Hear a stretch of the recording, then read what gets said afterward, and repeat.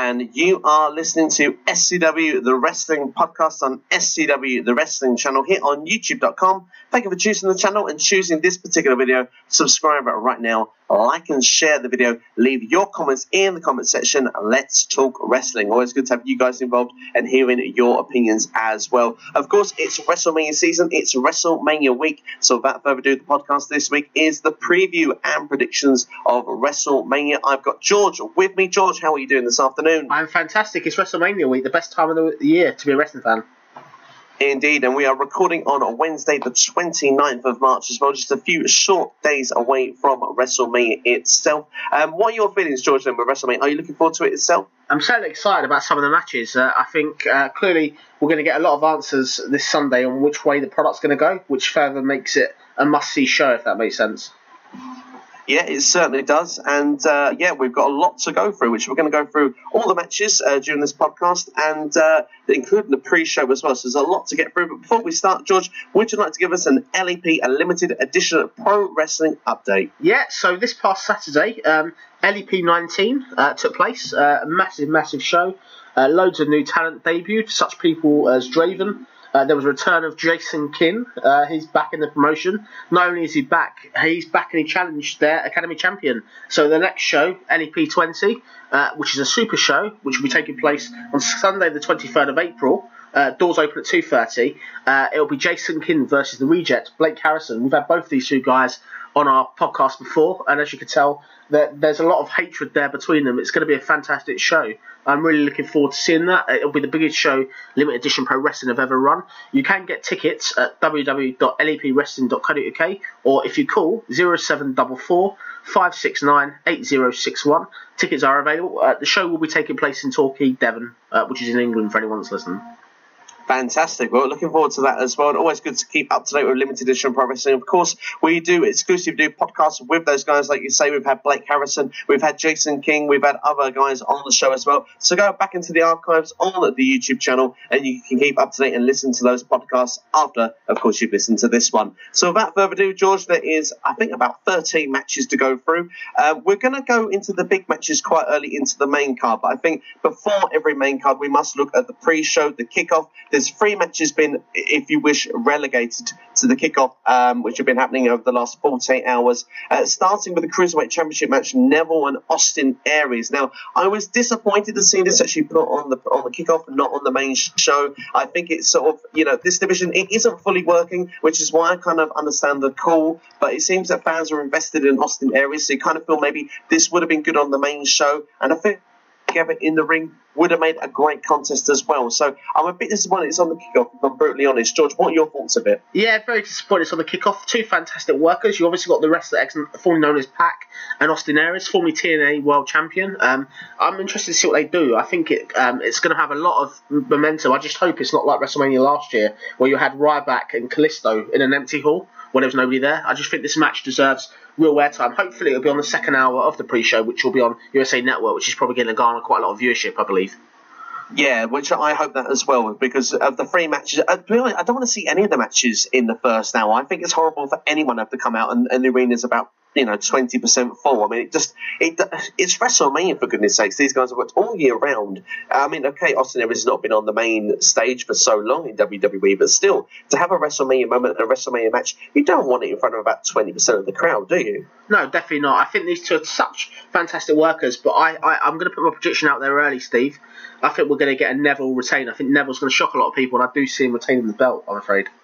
I do actually agree with you as well, and I'm going to stick my neck out there and say Neville will retain the belt because, let's be honest, Neville, he's done a great job as the champion, hasn't he? He's certainly solidified that belt, particularly with the whole WWE Live 205 as well. I think it's great to have such a pioneer, and he's almost like the highlight of that show and the division, so Neville has to win it, although I hope Austin Aries puts in a good shift and he comes out looking sort of credible as a challenger so they can have a rematch potentially. Yeah, I mean, you don't want to see him kind of to the point where Aries isn't seen creditable after this and goes with the rest of the 205 roster, because let's be fair, there's a lot of damaged goods within that roster and it needs a bit of repair work, doesn't it? I think if you look at it, Aries has obviously had to beat 5 other wrestlers to get to this. Obviously, he won the fatal 5-way elimination match. So I hope, really, it's a credible match, but they need to be given time. I hope that sort of the booking's just strong, really. I think both of them, if possible, need to come out of credit, and I think Neville winning will make sense. But Austin Aries, I think he's destined for bigger things. He's a fantastic wrestler. I think he's not just limited to sort of the cruiserweight division, if that makes sense. No, I hope that as well, but it has seemed so far that all the people that are involved with 205 don't seem to be going elsewhere, apart from Jack Gallagher went in for the Royal Rumble match, but that's the only kind of exception that we've seen so far with these guys. We don't see them wrestling other superstars when they're not facing people in their own division, which in one way is kind of strange, but in another way I guess it's kind of cool because it does keep it as a separate entity within WWE. But then I wonder if that separates the product. I know we're kind of slightly going off topic here, George, but we'll quickly just tackle it quickly. Does it kind of make them feel like they're their own and kind of perhaps, shall we say, not relevant enough to take on the main roster? Would you prefer to see, say, TJ Perkins, while he's not involved with the title scene, to be going in a rivalry, say, in the mid-card area? Potentially. The problem with TJ Perkins, he's always going to have that suicide moniker hanging over him, if that makes sense. He couldn't really sort of do it in TNA. Although he's a fantastic worker, I don't think he's suitable really for the mid card. Although I just think that cruiserweight division has got such a build behind it now compared to when the first ever WWE light heavyweight title launched. This is just so much more credible seeing the cruiserweight title regularly defended on pay-per-view. Yeah, no, I would agree with that. I can't disagree with that at all. But, I mean, speaking of those two cruiserweight athletes, they're the only two cruiserweights on the entire show.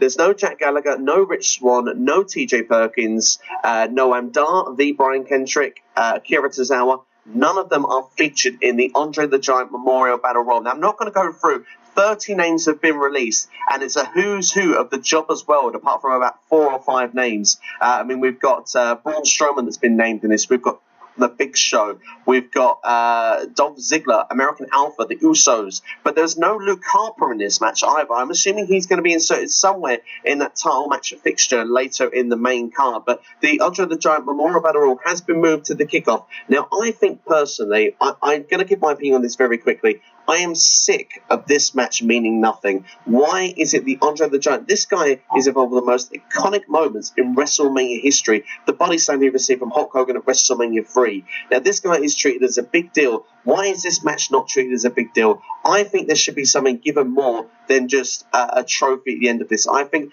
that the Andre the Giant Memorial Battle Royal, yes, comes with a trophy, but I think it should have a guaranteed title shot at the end of this, or pick a championship of your choosing to go for. So if someone is, say, stuck in the mid-card and has a mid-card rivalry, but is not facing the champion of WrestleMania, they can go for the belt after WrestleMania, like the Intercontinental title would be a great sort of prime example. Or, in my case, I think Strowman is going to win the Andre the Giant Memorial Battle Royal, so why don't he actually say, right, okay, I've got a title shot for when I want over the next 2 or 3 months, or guaranteed pay-per-view slot in the main event. What do you reckon, George? Yeah, I think it's definitely a disrespect to Andre the Giant. If you look at who won last year, obviously we had the shock of Baron Corbin winning last year. This year, I don't think much is going to go down. I think they're not really going to have any surprise entrants. I think the final 2 now, I'll put my neck on the line already, will be The Big Show and Braun Strowman. And I agree with you. I think this is designed for Braun Strowman to win. I think he's definitely destined for bigger things. But you've got to look like this. It's just almost a filler match, isn't it? It doesn't really have any purpose in terms of putting people forward.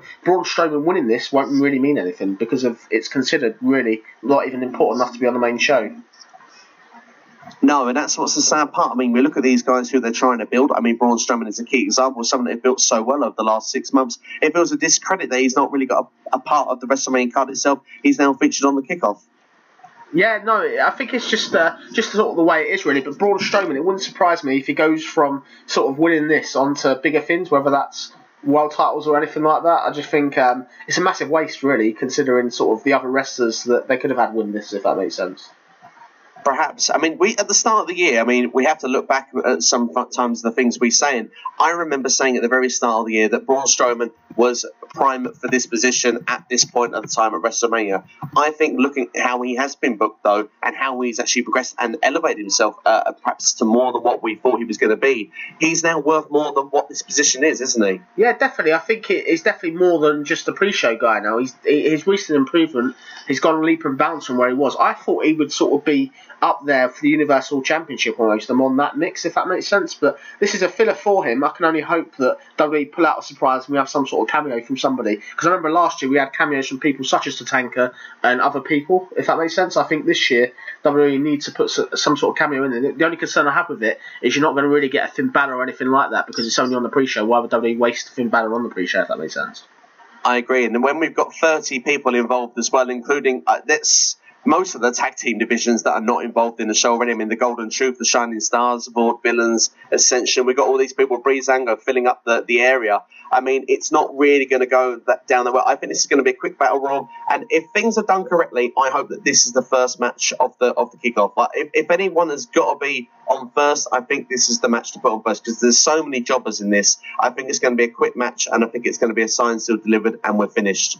But we'll move on then to the next match, which is also the last match on the kickoff, the SmackDown Women's Title match. Now, I feel SmackDown may have given away the result for this. I'm going to say it very early on. Naomi, for me, is going to beat the hometown girl and pick up the belt once again. But we know that she's going to be in the match. Alexa Bliss, the champion, Becky Lynch, Carmella, Natalya, and Mickie James. There are other names that perhaps could be involved in this. Perhaps maybe Tamina. She's been involved on the SmackDown Live side on the live events, so maybe she could make an appearance. There are rumours as well of old-time people being brought back for this occasion. Maybe a Kelly, Victoria as well in the past, that she could be involved in there. Could we see some of those names be involved in this match? Potentially. I know that there's been that rumour going around that Kelly and other divas will be coming back, if that makes sense. But no, I think sort of the people they've got announced, it's pretty clear based on, I agree a lot of what you're saying. I think Naomi is going over based on SmackDown. It's just obvious that she came back on SmackDown just to return. She's going to be back. It's the comeback, isn't it? It's the feel-good factor to end the kickoff show, I think, personally, with her winning the belt. I just hope they're giving time, really. There's some fantastic workers in this match. But I hope this doesn't sort of overshadow the main match that comes later for the women's title.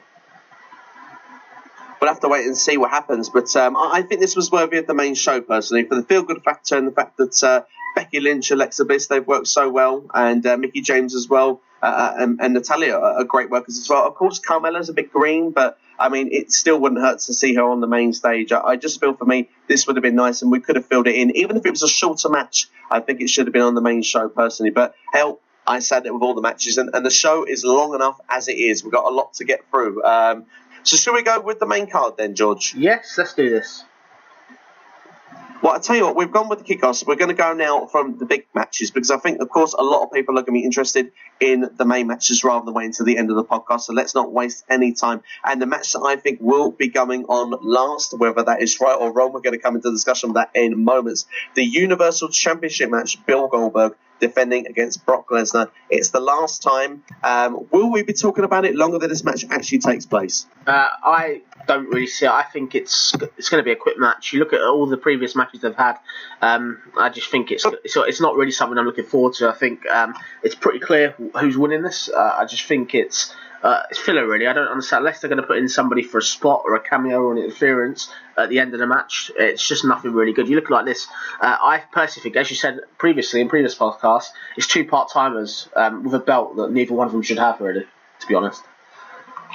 No, I completely agree with that. I mean, we've said it many times before. I mean, this is the time to put over the new talent to the viewers that don't see the WWE all year round. Of course, you've got to keep the hardcore fans happy, but you need to keep the casual fans happy also. I understand that. Does a name make a belt? For me, not necessarily. It's what they do with the belt. I don't think that Goldberg really, though they're going to say it's creditable, it's a 50-year-old man who's wrestled 5 minutes in his 3 matches so far back in WWE. For me, I don't think this is going to be a long match. I think, personally, if I was going to guess, I think we're going to get an early spear, we're going to get a jackhammer, and I think Brock is going to kick out. And from that kick out, he's going to attempt another spear. It's going to miss. And then we see Suplex City for about 2 or 3 minutes with a couple of Germans and F5. And I think that we're going to have a brand new Universal Champion. Yeah, I concur with a lot of that, considering this has been going since October 10th. Doesn't it seem like it's been going for ages now? Every time we've seen Brock so far, he's been the underdog to Goldberg. Goldberg has buried him so far, so Brock Lesnar has to win to get his momentum back. Lesnar is winning this match. I don't see them pulling the shock out. Goldberg hasn't signed the deal after WrestleMania as well, which is another clue currently. And I think there's no purpose in Goldberg retaining the belt here. If Lesnar wins, he can go on to something else maybe, whether that's Kevin Owens invoking a rematch clause or something like that. But no, I think this will be a very quick match, and it'll be pretty much something what you said, basically. Goldberg will probably hit a spear and a jackhammer, and Lesnar will kick out. Lesnar is winning this match, there's no denying that now. No, I completely agree with you.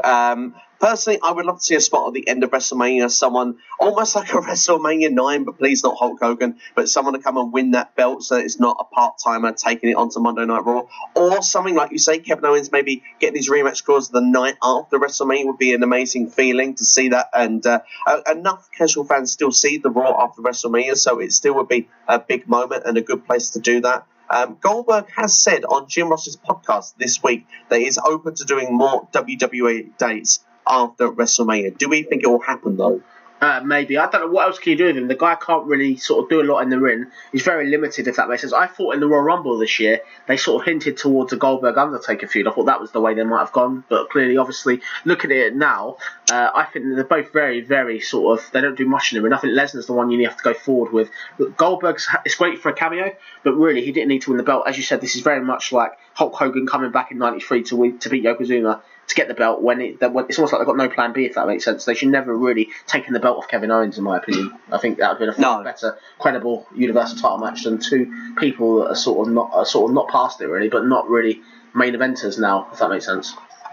Yeah, I mean, of course, I understand what you're saying, but that means Bill Goldberg is mainly the reference to that. Of course, Brock is still in the main event scene, but I think that a lot of people would have received this match better if it had been, say, like it was at WrestleMania 20, match 7, match 8 of the card, but instead it's now the main probably match that's going to go on last. It's probably the championship match as well. I just think too much has been put on this, and I think that's what's probably turned quite a few fans off, particularly the hardcore Democratic.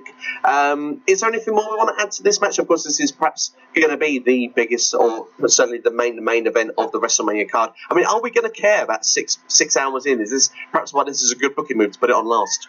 Potentially. I just think, do you really want to end WrestleMania with Lesnar winning the belt as a feel-good? I don't think that sort of comes across. I don't think people will be cheering that. I think if it's Goldberg winning the belt, you get the feel-good again, although we've seen it already. I think they have to put on the Bray Wyatt-Randy Orton match last, or Undertaker-Roman Reigns. I think both them two matches will take priority instead of this. This is filler. Do you remember the last time they had the WrestleMania match as well? Let's go back to that briefly, where it was a disaster. Both of them were leaving the company. Both of them are technically leaving the company now temporarily. And it's just, I thought they gave that match Stone Cold Steve Austin to try and make it better. It was one of the worst matches I've ever seen. This year, they're not giving them anyway. It's just them two and Paul Heyman. They're not even giving them a gimmick to try and protect it. All it is literally them two at each other, if that makes sense. So I think hopefully they have no longer than 5 minutes, but Lesnar is my pick. Yeah, Lesnar's my pick as well, and I agree with you with the WrestleMania 20 stuff. It was it was horrendous to watch at the time. The fans had turned on it. I just hope not all fans are going to turn on it this time round. But I agree with you of what should be the last match on the card of either of those two matches. But the one that I would pick, of course, is the WWE Championship match. Now, of course, that match has the heritage. It has the history. It's why it should be the main event. It is the most important championship. Now, I understand this is going to probably put the Universal title at a big spot. It's the main event of WrestleMania, which will put it on equal par with the WWE Championship. I suppose that's kind of where they're looking with this. But, of course, the Royal Rumble winner should go on last. Now, it hasn't happened in recent years all the time. It has when there's been no brand split, but when there was the brand split before, when Del Rio won in 2011, won the 40-man Royal Rumble, he was the opening match on WrestleMania, losing to Edge. So it doesn't necessarily guarantee it, but I agree with you that Bray Wyatt and Randy Orton should be last. But looking at the preview of this match then, I think that the storytelling has been fantastic. Yeah, I think so. I think definitely the storytelling and the feud between Randy Orton and Bray Wyatt, considering Bray Wyatt's only had the belt since February and they haven't had much time to build this up, it's been a fantastic feud. It's been the highlight of SmackDown, particularly the darker stuff they're doing, e.g. the people in masks around Randy Orton previously, and this week Randy Orton was losing his mind. I think it's a fantastic feud. I'm really intrigued to see how it plays out. I've got a good idea of where it's going, but I think I hope these two are given time really. It's simply something that feels WrestleMania worthy, if that makes sense, out of all the matches that have been announced so far. Yeah, it definitely does. I mean, of course, they started the feud off, didn't they? Back, it has gone on for a long time, like you say, but they've recaptured it from where it was, because I mean, Orton was part of the Wyatt family for so long. It's kind of nice, really, that we've had this longevity with this going from A to B to C and now to WrestleMania to get the payoff. But for me, I'm going to say my prediction nice and early because I agree with everything you're saying. Not much more to add with it. I think Bray Wyatt is walking away still the champion, and I think there's going to be a key of Sister Abigail here played in some role. What do you feel? Yeah, I can't believe we're repeating ourselves together. We're both going for exactly the same people. Yeah, I'm going to go for... I think it's going to be a Bray Wyatt win. I don't see sort of I don't really see Randy Orton taking the belt. I think Bray Wyatt hasn't had the belt for too long. And Sister Abigail will be nice, but I don't really know who they could bring up based on the fact that what I've done previously to match that, if that makes sense. I don't know if WrestleMania is the place to debut a brand new character, if that makes sense. I think this is going to be a brutal match. I think both of them will take lumps out of each other, and I think if they're given time, there'll be a lot of near falls here. But no, I think Bray Wyatt has to win. He's only had the belt since February. Giving it to Randy Orton, despite his Royal Rumble miracle win, won't really do too much, to be fair. No, but then I will say one thing now. I look back at it and I actually look and think how great booking this could end up being. Of course, Randy Orton winning the Royal Rumble is not the right thing, but of course, look at the casual viewers for a second. They know Randy Orton. They know this guy was a big deal. He's headlined many WrestleManias. He goes in as the challenger to Bray Wyatt to lose to Bray Wyatt. The new talent goes over and he is still the champion. Is that not a great booking move going forward? And then finally, next year, these casual viewers, after seeing Bray Wyatt in previous lose to people like John Cena and The Undertaker, has a prominent role now in the company, beating the likes of Randy Orton, being the champion going out of WrestleMania. Is that a great booking move? I think it is. Yeah, potentially. I'm actually going to do a U-turn. I've really been thinking about this. I've been deciding which way I'm going to go with it. I actually see them maybe potentially going with Randy Orton now. I think, looking at it, all that investment in Royal Rumble, I don't know whether they have faith in Bray Wyatt as well to actually carry the belt past Mania. And I think they'll want that feel-good factor. So if they're giving the belt to Lesnar, the other title belt, I think we're going to get a Randy Orton win, actually, surprisingly. I don't know how, I don't know why. I think it'll be a lot of near falls. I'm actually changing it. I'm going to go Randy Orton win, to be fair. Nice. So our first disagreement on this here throughout the card so far. But one thing I will say, regardless of what happens here at WrestleMania, I think that this match is going to continue into the early part of the summer. I can see this being at least one, maybe two more pay-per-views down the line before we get a full conclusive victor throughout this rivalry. We'll look then next at the Fatal 4-Way now elimination match for the Raw Women's Championship. Of course, we've got the champion Bayley, we've got Nia Jax, Charlotte Flair, and Sasha Banks. I feel that it's kind of better that it's a Fatal 4-Way. It's been a mess getting here to WrestleMania, but now we can look past the mess. We've got the match itself. Will the match have the ultimate payoff? Will we get the Sasha Banks heel turn at WrestleMania? Or will she do it the following night on Raw? Or even worse, will Bayley drop the belt altogether and Sasha be the new champion? I don't see that. As you said, I think the Sasha Banks heel turn, I think won't happen here. I think that's going to come. I think they want WrestleMania to be feel good, and I think Bayley's going to win somehow. I think the final two could be Charlotte Flair and Bayley. Or Charlotte Flair no longer has a pay-per-view win streak. Despite her winning stuff at Roadblock and other matches and stuff like that, it's going to be a real good match. I just hope they're given time. The odd part for me is Nia Jax. I think she'll be the one that leaves the match first. Then it leaves the three people that we had last year at WrestleMania, if that makes sense. And they could do some fantastic work. They're probably the best three divas currently in WWE. But no, I think Bayley's going to retain the title belt here. I think it's all to do with feel good, if that makes sense. I think that's the way WWE are going. But no, a Sasha Banks heel turn next to start the feud the next night would make perfect sense. Yes, and I think that's when it's going to happen. I think it'll be the following night on Raw, but I think it's going to be the seed is going to be planted, I think, in this match. I agree with you. I think Nia Jax is going first. I hope that booking-wise, she's not kind of, as we would say in this sort of internet community, buried. I don't want to see her go in the first couple of minutes, but I think she should be ganged up on to taken out of the match so that then we have like the less dominant female is gone, because of course she's not like most girls. But we left them with Sasha Banks, Charlotte Flair and Bayley. We could see something that maybe Bayley accidentally does something, of course, that wouldn't really be against the rules of anything, but which would cost Sasha Banks her role. But because she cost Sasha Banks her place, I think that could lead to it the following night on Raw. I agree with you that Bayley will beat Charlotte last, and I think it will be the good feel moment. But I think that we are going to get that heel turn the following night on Raw, and I think then we could see Sasha Banks Bayley going into the start of the summer. How do you feel? Yeah, I think that'll be refreshing. I think it'd be good to see that. Clearly, they are building up all these divas to be sort of anybody can win, which is great. And I think what they've done a good job of is building up Nia Jax to get a place in the match. Clearly, she won that. She won that match previously to get into this one, which was the no disqualification match. And I think it's great to see so many different people in one match that are talented, and I just hope this match is given time. It's great that it's elimination, but no, I do think that Bayley is going over here. I'll be very surprised if Bayley doesn't win. Yeah, I would as well. We'll look then at the United States Championship match, another rivalry that's been built since SummerSlam. Kevin Owens and Chris Jericho, the US title. Now, of course, it should be for the Universal Championship. It should be, but let's just look past that, because I'm sure me and you could go on for ages talking about where this should be on the card. But hopefully this won't be placed too early on the card. How do you feel it's going to be placed within the WrestleMania structure? I just hope it doesn't open up the show, because WWE have got a habit of putting the matches in the wrong place. But no, I think middle of the card, Kevin Owens was an ex-Universal Champion, so he was top of the card previously, so I think this needs to be towards the end of the card, if that makes sense. So I think that these two are two technical wizards, if that makes sense. If they're given time, I think they could do some fantastic work. I'm just surprised they haven't put someone else, another stip into this match, like made it a sort of a ladder match or a no DQ or anything like that. Although you've got a ladder match for the tag team titles, I thought these two of a ladder could have done something fantastic, or even an Iron Man match I'd quite like to see with Kevin Owens versus Jericho. But no, two fantastic workers. I think this will hopefully... this will probably kill the feud. I imagine they're going to have this match and then Kevin Owens will go on something better, potentially. Yeah, I agree with you on this one. I think Owens is going over. I think then he gets the United States Championship. Chris Jericho is set to do some touring with Fozzy and come back later in the summer. It's clearly, I don't know if it's going to write Jericho off this exact moment, but it certainly will go towards doing that. We may get one more rematch, and I think then that'll be it. But I agree with you more or less with this. I think Owens is going over. I think the whole thing has been played perfectly, getting from A to B. I've been a real big fan of this rivalry, and I think, like you say, given the time, I think this could be a show stealer. Yeah, I think it'll be fantastic. As I said, I agree that Kevin Owens is going to be the winner here.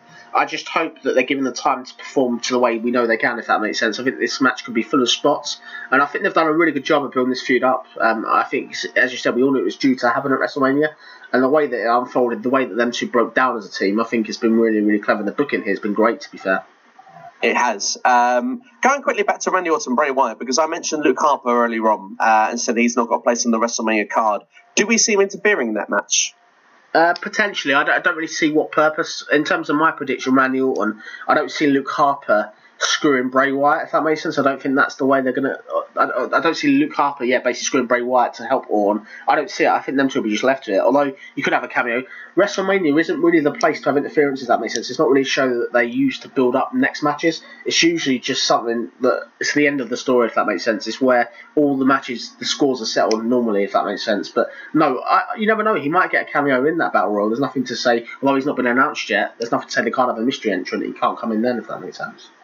Of course. I mean, Eric Rowan is fit to go as well. I mean, is there an opportunity maybe he could come in? I mean, we saw the brainwashing from Wyatt at the end there to get the victory over Harper on SmackDown Live. Was there more to that, or was that just simply just a way to close that match? I think it's just a way to close the match. To be fair, they haven't really built up the Wyatt family as a unit for a while, consistently. The only thing we've seen recently was the other week when Randy Orton was surrounded by sort of the old sheep mask, if that makes sense. It's not something that... It's not Bray Wyatt and the Wyatt family now. It's Bray Wyatt solely as its own entity, if that makes sense. Certainly indeed. Well, we'll have to see how that's going to play out anyway. But we're going to go to the next match, which I think will open up WrestleMania 33. And it's the Intercontinental title match. Dean Ambrose versus Baron Corbin. For me, Ambrose, I've just got bored of him. I think when it comes to a draft, I think he needs to go to Raw. Possibly a heel turn, unless they ever decide they want to put back the Shield together. I think Ambrose really at the moment needs saving. I think he's going to lose this match. I think this is the perfect opportunity to put Corbin over. I think it's the right move to do as well. And it could be almost the third person that's elevating another superstar, which actually would be a good booking move from WWE. If Wyatt was put over, if Kevin Owens was put over Jericho, and Corbin was put over Ambrose, we're seeing new talent come to the forefront and winning championships. Do you agree with me? Do you think that Corbin could win this match? Yeah, Corbin's winning this match. I don't see it. I don't see Ambrose having any chance. Ambrose is not the same force he once was, as he was last year at WrestleMania, where he was in quite a high part of the card. I think the difference is Corbin. I think he's got everything WWE wants, if that makes sense. He's got that potential. He can go further, and the way that they've been building him, besides his cameo at the Elimination Chamber, weren't very good. I think he's the one. Basically, he got 32 minutes at the Royal Rumble as well, which it's not easy to get that amount of time. And they've even had him beat people such as AJ Styles and The Miz and Dean Ambrose in a fatal four-way. I think Corbin's the one, really. I don't see Ambrose winning. What purpose does it have to have Ambrose go over here, really? No, I completely agree with you. And in fact, even in the Royal Rumble match, it was Corbin who eliminated Strowman. So I agree with it. There is big things there going for Corbin. I agree. They have everything that these guys could want, but these two seem to be lacking a bit of a hairline. That seems to be the only thing missing from these two in this particular match. But maybe it could be a hair versus hair, maybe down the line. What do you reckon? It'd be funny if that's the case. I'm just surprised they haven't given these guys weapons, a chair match or something like that, because I can't see, although they're both decent workers, Dean Ambrose generally is better when he's got some sort of weapon involved in the match, if that makes sense. I think this will be okay. I think this, as you said, it could potentially open the card, but let's be honest, Steve, are you actually bothered by where the Intercontinental title goes with these two, or do you think it's still got the same heritage it once did? Since The Miz has dropped it, no, it's dropped heritage again. I'm hoping Corbin can fix it because Ambrose is the one that's damaging it. I wasn't a fan when Ambrose won the belt, and I'm still not a fan 2-3 months later. I feel he's barely defended it, which just doesn't help really when you look at that with the current booking in WWE. But hopefully Corbin can win it and can move on to bigger, better things, because I think Corbin is in for a very interesting 2017. I wouldn't be surprised to see if this guy is the Money in the Bank briefcase holder later in the summer. Yeah, definitely. I think Corbin's winning all day long. Yeah, I agree with you. Well, you mentioned weapons there for you, because I agree, because the kind of rivalry kind of built like there could have been maybe a Falls Count Anywhere element maybe for that match with them too. But I mean, one match that definitely has got a weapon involved is the ladder match for the Tag Team Championships of Raw. It's going to be the champions of Luke Gallows and Carl Anderson against Enzo Amore and Big Cass, Sheamus and Cesaro. Very interesting they put this stipulation in towards the end. It certainly for me has added intrigue to this match. I wasn't really interested in it before. I'm now kind of taking a bit of notice of it now, but I don't know if it's going to be as good as ladder matches gone past. I mean, we took, Edge and Christian, the Dudleys, the Hardys. I don't see it being quite like that, but I think that we could get a good moment out of this, and I'm predicting we could get some new champions as well, but I'll come back to that as we get your opinion on this first, George. Yeah, so you've got 3 tag teams here that I don't think are ideally suited for a ladder match. The only person out of the 3 that I can see that will be any good with a ladder will be Cesaro, and he's not a natural fit for that, if that makes sense. But no, I'm intrigued to what they do, and I agree with you, there will be some new tag team champions. My prediction is Enzo Amore and Big Cass. I think they've gone full circle. If you saw this week on the WWE Network on Monday, there was behind the scenes of WrestleMania, which was largely focused on them and their journey to WWE, which further is a feel-good moment, if that makes sense. But when they win the belt, the place will pop, and they need to win the title belt. They need to do something refreshing, if that makes sense, because at the moment they're sort of struggling, if that makes sense, just doing the same thing again and again without going anywhere. Whereas I hope this match is given time, but I really think Enzo and Cass are going over here. I couldn't see Sheamus and Cesaro are in no man's land for me. And as for the tag team champions are just not really. They haven't got the same oomph they had when they debuted last year. No, and do you know what? I agree with you 100%, George. That was exactly the team I was going to go for. And here's the other reason, apart from everything you said, of what I would include this for, is we still haven't had Enzo Amore and Big Cass versus the New Day.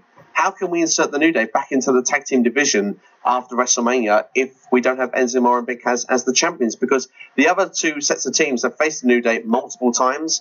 We've seen Enzo and Cass against these teams multiple times. They've faced each other as well.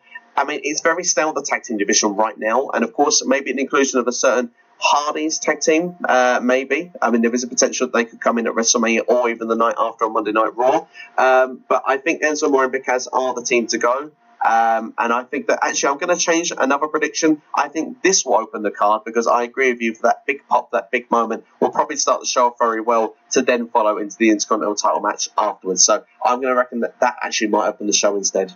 Yeah, fair comment. Regarding the Hardy comment there, yeah, I do think the Hardys are coming, that's pretty clear, but I don't see him at WrestleMania, or I don't see him sort of at the early part of April. I think April's Raw, the first Raw in April, will have the newcomers coming up for NXT. I think the Hardys are going to be saved late for the year. They've also got some independent bookings in April, which I don't know if that will rule them out, if that makes sense, but I think WWE definitely should save the Hardys' return to late in the year when they haven't got anything to offer.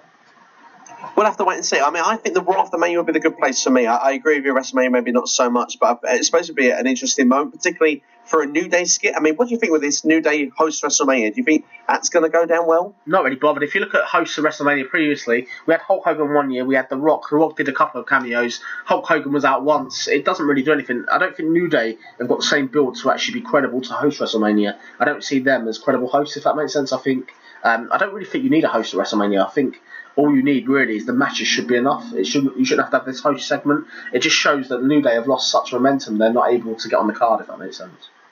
Yeah, and I kind of feel that maybe with the merchandise sales of putting them as hosts, that maybe that will boost that, but it feels like they don't have as much planned for them, which I agree with that completely. Do you think that, I mean, I've not really touched on this a lot on the internet, on the YouTube channel or anything like that, but do we think that Xavier Woods is going to go for a hard time at WrestleMania? Do you think we have to keep him behind the curtain? I think he's probably going to get heckled to a certain degree, but you're going to have to bring him out sooner rather than later, if that makes sense. I think if you're smart, you'd bring him out for one segment at the start of the show where people were just really excited, and then you keep him behind the scenes for the rest of the night, if that makes sense. You do everything behind the scenes then, because they don't have to be out there. They don't have to be out in the arena, if that makes sense. They're not that much of a presence. They're not that crucial to hosting it, if that makes sense. No, I agree with that. I think that's a perfect spot. Maybe put them, maybe the very start of WrestleMania, and then introduce that maybe that they're going to start off with the tag team championships, which they'll keep an eye on because they want to face maybe the winners. And then I agree with you. Maybe they can stay backstage after that because I think it's a clever point all round, George. I can't argue with that at all. We'll move on then, and we're going to talk about matches that maybe could involve weaponry still, because we went on that weapons theme of matches that should have it and matches that don't. Well, another one that probably is going to is the unsanctioned match of Seth Rollins and Triple H. Another well-built match for what they could do, I think, with the injuries going on. How do you feel this one's going to play out? I'm intrigued to see what they do. I think it's pretty clear that Seth Rollins has been built up as the underdog that's going to have no chance, but Seth Rollins is winning this here. I think despite the fact that Samoa Joe might get involved as part of Triple H's stable, if that makes sense, I just hope that these two are given the weapons and time to be able to build up the match, and I would hope it would sort of be as classical as some of the previous matches Triple H have. I'll never forget the unsanctioned match he had with The Undertaker at WrestleMania 17. That was a brutal match, if that makes sense, in terms of what they did with weapons. I would hope that WWE allow this time, and there's various weapons and various... Seth Rollins needs to come out really angry. He needs to come out fired up. He's got points to prove. He's been screwed of being in the main event of WrestleMania. I just hope really that this is given time, but I'm a bit disappointed, to be fair, that Seth Rollins is still a face long term. I think he doesn't suit a face. He doesn't really come across as somebody you want to care about, somebody you want to cheer. I think he's better. He'd certainly be better as a heel, really, for me. I think he's been misused, definitely, as a face. And I think hopefully now, if we can get past the Triple H area, I think that's where we might improve going forward.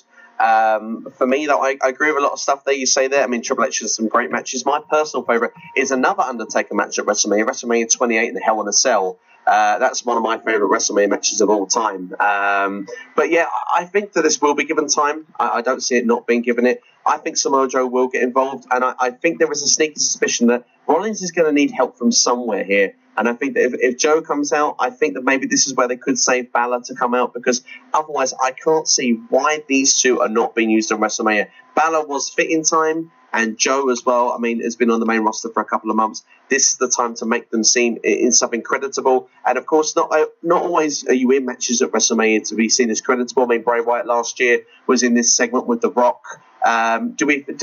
This maybe could be a way that you can use two newer guys and put them in something important. So do you think that could be a good way to integrate Finn Balor back? I really like that. I actually think it's criminal that you've not got Samoa Joe and Finn Balor on this card instead of other wrestlers. I think that's pretty much outrageous. But no, I think that would be a good way to see him. Whatever they do, this match has been building sort of since August now. So it's had a very long build. I just hope the payoff's good. And for whatever they do, they can't have Triple H win this. I think Seth Rollins needs to win much more. And I can only see really Triple H putting in a great effort, Triple H having help, but as you said, somebody's got to even the odds. I think if they do give the win to Seth Rollins and have Triple H and Samoa Joe involved, yet Seth Rollins still somehow comes out the win without any interference. It's not really believable, is it? No, it's not. So I think there has to be somewhere. And I can't see it being the Shield reunited on the night because the other two have got so much more important stuff going on. The Rock wouldn't make sense. I think for me, Finn would be my choice, but I mean, we'll have to wait and see as it plays out. I think there'll be a rematch at SummerSlam. I think they'll have a proper normal match at SummerSlam, Triple H and Seth Rollins this year, because they can't wait another 12 months to do it again at next year's WrestleMania. It's already been, delayed 1 year. They can't delay it another year. I think it would be natural for them to go to Seth Rollins, Samoa Joe next if they don't have the interference from anybody else, if that makes sense. I think that would be a match I'd like to see, but no.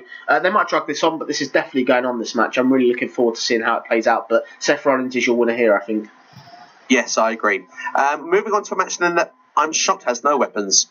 Shane McMahon versus AJ Styles. I mean, where do we start with this mess? To be fair, I'm going to say very quickly, When I first heard of this match, and we spoke about this many months ago, I said how against it I was and how much I wasn't in favour of it. The storytelling I really enjoyed. Now, I don't know if there's something wrong with me, but I really enjoyed it. I enjoyed the backstage car park attacks and the elbow drop through the table. But it makes me kind of feel that we've seen the best of what's to come. Or do we feel that AJ Styles, I mean, he's wanted a great WrestleMania match. The rumours were that he wanted Shawn Michaels. Rumours were that WWE tried to reach out to Shawn Michaels. It didn't happen. Shawn Michaels said no. Shane McMahon was the backup plan. Is there some way that AJ Styles will make this match phenomenal? I think this will be a spot match. I think there'll be loads of different spots here. I think potentially it's a real waste of AJ Styles. AJ Styles has gone from being world champion, holding the belt for 140 days, to not even having any sort of title match. I think what a waste of AJ Styles. But no, it's not been built up badly, considering this has been going to the Elimination Chamber back in February. I'm intrigued to see what they do, but I think it's clear. I think Shane McMahon's going to take a lot of bumps here. AJ Styles, your winner. His second only ever WrestleMania match, and it's only against Shane McMahon. I feel so underwhelmed to a certain degree. Yeah, it certainly is an underwhelming match, really. And I agree with you. AJ Styles definitely going over this. It would make no sense to go any other way. And then AJ Styles can perhaps maybe look towards Monday Night Raw, maybe coming up to the draft, maybe in a couple of hours after WrestleMania. We'll have to wait and see. But it looks to be last but certainly not least, the mixed tag team match, John Cena and Nikki Bella versus The Miz and Maurice. Another rivalry that I hated going in, but actually really enjoyed watching it play out. Again, is there something wrong with me? I think it's been fantastic. It's been okay. I think you look like you've got two credible workers in John Cena and The Miz. The Miz is really underrated. He's fantastic. I think this is a real good feel-good match. It reminds me of the Macho Man, Rest in Peace and Elizabeth, almost together, John Cena and Nikki Bella to a certain degree. But no, your faces are going over here. John Cena and Nikki Bella will win. John Cena will then propose to Nikki Bella. I think that's pretty clear that's going to go down. I just hope that they limit the Divas' action in the ring to not much. If I said, let John Cena and Miz do the majority of the work, and I hope you're going to get sort of Maurice be the one that gets pinned rather than the Miz, if that makes sense. Yeah, I think that all sums that up perfectly. I completely agree with all of that. I think the proposal is going to happen as well. I think that it's going to happen perhaps in the middle of the card as well, and I think that's going to be like as seen as a real WrestleMania moment. Looking back at it. I really enjoyed the Talking Smack with The Miz. I agree The Miz has really done so well with this, with the Talking Smack segments and then the Total Bella outtake segments. I thought his impression of Daniel Bryan, particularly last night on SmackDown, was hilarious. I mean, John Cena as well. I mean, he's really upped the game on the mic work as well. It feels like almost a little bit that this rivalry hasn't been PG in places because, I mean, there has been a lot of foul language as well used within this as well. So, for me, I've been a fan of it all round, and I think the way that you say about booking it seems like the right way. John Cena doesn't necessarily need the pin on The Miz. But there's not going to be too much credit being done either way. I personally, if I had to predict it slightly different, I think that perhaps Maurice and The Miz are probably going to tap out at the same time here. I think it's going to be one of those double moments. Although maybe Maurice might be the legal person in the match. We'll have to wait and see. But I agree with the proposal idea. I think... Yeah, I mean, it's all right going forward. I fairly enjoyed it. I think it's going to be an interesting spot on the WrestleMania card. Yeah, I think it's definitely a filler to a certain degree. They had to do something with John Cena and The Miz, but no, it's just a feel-good moment, really. I think this will be okay. I really hope that they don't bury The Miz, though. If John Cena is going over with the Bella, I really hope that The Miz doesn't get buried here. Definitely. Final question. Do you think this makes up for WrestleMania 27? Because The Miz had his main event spot at WrestleMania against John Cena. Of course, he did walk away the victor, but of course, the whole build-up was actually really John Cena and The Rock. Do you think that this is making up for what happened a few years ago? No, not really. You haven't got Miz sort of in the same prominence he once had, although he's improved. If Miz was going to come out with a victory here, then it would sort of be equals. But John Cena winning doesn't really serve a purpose. Although John Cena won the belt at the Royal Rumble and since dropped it, I think The Miz really should win here. I think The Miz and Maurice should win, and I think you can still do the whole John Cena proposal. Look at Macho Man Elizabeth. Macho Man lost to the Ultimate Warrior, for example, yet he still was able to do the proposal at WrestleMania. So, but no, unfortunately, John Cena and Nikki Bella are the ones that are going to win this match, I think. Yeah, I completely agree with you as well. So that's WrestleMania pretty much previewed there for you. You missed that one match. So, have we missed that one? What have we missed out? The Undertaker Roman Reigns. Have I really missed that out? My goodness, I'll tell you what. There's so many matches. Honestly, it's so many to go through. Well, let's go for this one quickly then. Undertaker, Roman Reigns. I really liked the segment this past week on Raw. The rest of it, I feel, has been a bit lackluster. I mean, we've had the famous looking at the signs the whole way through. But yeah, it's clear for me Roman Reigns is going to go over. The thing is this going to be a long match? Is it going to be a short match? It seems to be the passing of the yard. But is it going to happen cleanly? Let's break this down. So the Undertaker at Survivor Series, for example, issued a threat basically. So if Team SmackDown didn't win, he would do something. He never followed that up. The Royal Rumble, he came back and obviously teased that he was going to be in a program with either Goldberg or Roman Reigns. But since then, though, nobody really cares. Although this week's nostalgic view of the Undertaker was great, the Undertaker's got no chance here. He's got nothing to lose. The streak's gone here. It doesn't make sense to have Roman Reigns lose it. I think what would be great if they want a shock value, there's so much feel good in this WrestleMania from what we're predicting, would be to have Roman Reigns win but finally be heel.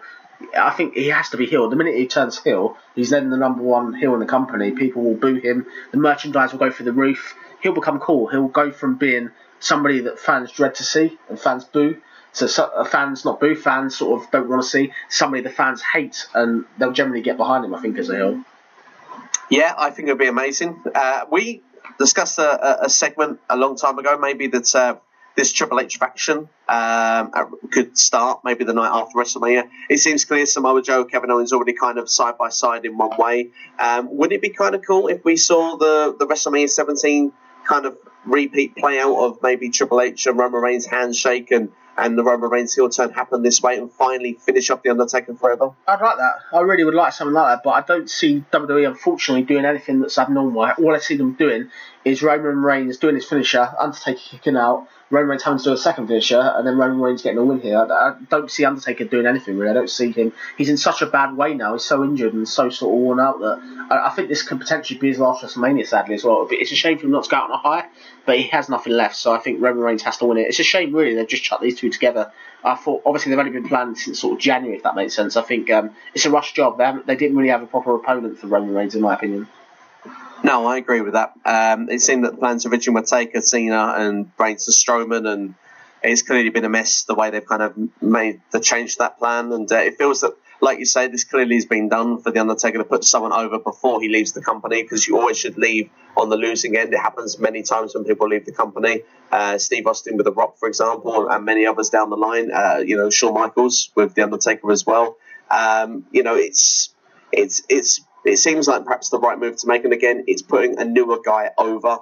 So in one way, I'm not against it, but in another way, like you say, the way it's done, it could be done so much better. I think there's not going to be a full heel turn, because technically, Roman Reigns is already a heel. That promo role was very heelish for Roman Reigns, but it seems that he plays the tweener role these days. When he's against the face, he plays the heel, and then when he is actually against the heel, he's the face. And I don't know, it just doesn't work for me. There seems to be a lot of confusion in the character of Roman Reigns, and I think they really need to address that. And I think that's one of the main problems that people can't get behind him, because not only to just push to the moon, we don't really know what we're cheering or booing for, which is why I think a lot of people choose to boo. Yeah, fair comment. Remember, Steve, he's not a good guy, he's not a bad guy, he's the guy, supposedly.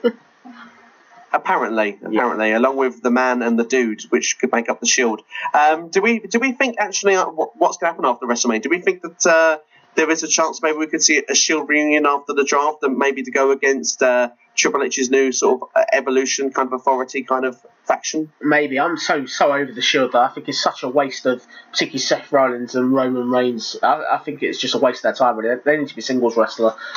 They need to be doing their own thing as well. Stables in WWE these days just don't exist, if that makes sense. No, I know. It's a strange moment, but I think personally, I mean, I'll just be very quick on this because it's a completely off-topic comment, but I would bring it back. I think it would be a good way to distinguish Raw and SmackDown with some factions on Raw. With that 3 hours, it would fill it up a bit better, I just feel, because you'd see a lot of the same people in integrated matches throughout the night, and I think it could be kind of good. Maybe with the Balor Club or the Club, if AJ Styles goes to Raw, I mean, it could be kind of interesting to see those factions play off against each other, while you have a lot of the single stars on SmackDown against each other, and we can have like the wrestling show and the faction show. I don't know, it's just something that's come into my mind. I think will be kind of cool going forward. But one last thing then to definitely get your feeling on is NXT call-ups. First off, are we going to be disappointed the night after on Monday Night Raw? And do we feel as well that we're going to get many call-ups if and when they do come up, whether it's on Raw or on the draft? I'm intrigued to see what they do. It'd definitely be somebody new up there, but I don't think we're going to get Osaka. I think that's been ruled out. I would quite like to see Nakamura, but I don't really see it. I think it's very, very hard to predict who's going to come up, really. I think a lot of it will be down to what takes place at the takeover. Whoever's doing jobs there, whoever's losing, usually will be a good sign to see that they're going to come up, really. But no, I'm intrigued. The thing that does intrigue me slightly is I think they're going to have Ember Moon win the win the women's title match, which might free Osaka to come up, but I don't see that really. I think there's enough going on, and in particular if you're bringing up people or bringing in people such as the Hardy Boys and Adam Cole later in the year for Ring of Honor and stuff, I don't think really you need to bring that many people up from NXT. WWE's roster is already quite stacked in parts. Yeah, I personally feel that it might wait for the draft, but I feel there could be a couple of additions that could come in. I think Nakamura will be the draft. I don't think he's going to be now. I think Oscar as well could be the draft. I don't see it now. And the problem is, like you said, there isn't the people to replace them. And that's, I think, the real issue with NXT right now. If you take the best people out, I mean, we're going to have only Logan as the champion. I mean, it's not going to work, is it? Definitely not. If you look at who they've got here and they've got there, I can't see Bobby Roode coming up because he's the champion, although he's ready. I can't see Saka coming up. She's ready as well. I'd like to see the Authors of Pains come up, but I can't see that either. I think WWE will much rather go for either DIY or the Revival basically to come up, but I don't see any of it really. It's very hard to predict who's going to come up this year. Whereas last year you had 3 or 4 names you could have said to come up, whereas this year it's very hard. I wouldn't want to predict who's going to come up basically. No, and even Finn Balor didn't come up the night after WrestleMania. He came up during the draft. I will give you one, actually, Steve. Sorry to interrupt. I will give you one. I'll give you Ty Dillinger. I think his Royal Rumble cameo was a test, and I could see Ty Dillinger coming up. That's definitely one there, probably, potentially. Definitely. I would like to see him on SmackDown if he does. I'll give you my ones quickly. I think Ty Dillinger is definitely one. I think that Elias Sampson is going to come up because he's now done the Loser Leaves NXT. Yeah. So he will probably... I think he'd be on Raw. I think it'd be great. It'd be great as Seth Rollins' body double for when Rollins isn't there injured, personally. But on a serious note as well, I think No Way Jose potentially could come up, mainly because of the fact that his stock is falling in NXT, and he almost came up to SmackDown in place of, I believe it was Alexa Bliss or Carmella. They chose No Way Jose originally for that spot, and they didn't bring him up in the end. I think he could be like a mid-card fill on Raw. The Revival, I think, are a good shout. And I think Nakamura, but I think Nakamura will be the draft. Yeah. No, it's very interesting to hear sort of the call-ups that you think might come up, but maybe following WrestleMania, the first Raw after WrestleMania, this time next week, we'll have a good idea of exactly who's up because the Raw would have taken place. Yeah, it would have taken place, and definitely I think some will be saved for SmackDown as well, because they need to make sure SmackDown has a bit of the love next week. It can't just be Raw. Yeah, so yeah, I agree with that. But that's everything anyway then on this particular podcast then that we've gone through. Do you want to quickly just say your takeovers? We won't go into level of all that sort of stuff, but I mean, do you think Bobby Roode's retaining over Nakamura? I think he has to, really. I think if they're particularly going to bring Nakamura back up to the main roster, I think they need to do something like that, if that makes sense. You said Ember Moon. I think Ember Moon's going to walk away with the belt as well. I think it's only natural, really. You can't keep something going, as proven by Charlotte losing a pay-per-view record. I think new women's champion as well. I don't see Asuka winning, really. I don't see the purpose of it, really. Authors of Pain, do you reckon they'll retain over DIY in the Revival? Myself personally, I think they're going to. No, I think the Revival will. Put in a good effort, but I see DIY winning. I don't see I think this is a way to get the belt off Authors of Pain. You've made them pretty unbeatable. They don't have to get pinned here to lose the belt. Interesting stuff indeed. Yeah, I think that's a good shout. I wasn't sure if it's an elimination match or not.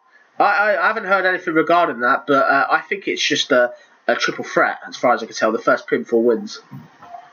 Well, I have to keep an eye on that and do the full predictions video for that one later in the week. But I think that's more or less everything, isn't it? I mean, there is a couple of other matches for NXT TakeOver, but slip the mind at the moment.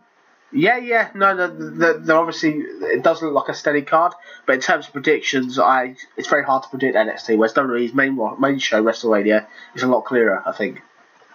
Yeah, definitely indeed. But is there anything more you'd like to mention quickly about LEP before we close the show? No, just that the LEP have got their up-and-coming super show. As you said at the start of the show, it's going to be the biggest show they've ever run.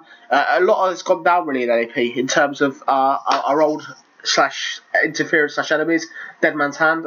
They have got an open challenge, or they've been challenged for an open challenge by Vinnie Clay and the returning firm member Jago as well. So it's going to be interesting to see what they do. And I think clearly Jason Kidd will have to get him on the show quite soon. He's issued a challenge to Blake Harrison for the Academy belt, and Jason Kidd, one of the greatest Academy champions ever. It's going to be a match we definitely have to see. It's going to be great. It's going to be one for the archive. I can't wait to see that match. Should be really good indeed. And remember, of course, with LEP, keep up to date with all the LEP stuff on here. Just go onto the YouTube channel right now, subscribe to the channel, and you can go through all the videos, or you can even look at the little playlist of the podcast playlist. All of those podcasts are featured within there. But that's everything for the show anyway. George, thank you for being with us and being involved with the WrestleMania preview there for us. And we'll give you some of our predictions as well. But yeah, subscribe to the channel right now. Do you agree with what we've been saying? Let's talk wrestling. Get involved in the comment section right now. Like and share the video. Hit the bell on top. Keep up to date with everything as and when it is posted. And of course, yeah, you've been listening to us here on YouTube.com. This is SCW The Wrestling Podcast on SCW The Wrestling Channel. Enjoy WrestleMania, and we will see you next time.